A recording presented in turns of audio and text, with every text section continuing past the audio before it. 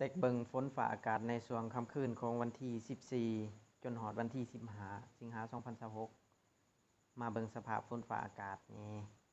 อยู่ในทั่วทุกภาคของประเทศลาวนี่แม่นจะตกเป็นบางพื้นที่โดยเฉพาะแม่นทางภาคกลางหาภาคใต้มาเบิงค่ำคืนของวันที่14นี่ฝน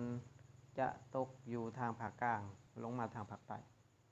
ตกในระดับคอยหาปานกลางจะตกนับตั้งแต่แขวงเวียงจันทน์นครหลวงเวียงจันทน์ไชสมบูรณ์จนฮอดภาคใต้นี่อยู่จำปาสัก เสกอง อัตตปือจะตกในบริเวณนี้วันที่15ก็เช่นเดียวกันฝนจะตกอยู่ทางภาคกลางลงมาทางภาคใต้ตกในระดับคอยหาปานกลางส่วนทางภาคเหนือนี่อาจจะมีตกอยู่เป็นบางพื้นที่เช่นว่าด้านตะวันออกของหลวงพระบางด้านตะวันออกของอุดมไซอาจจะมีฝนตกอยู่เขตนี้จะตกในช่วงดึก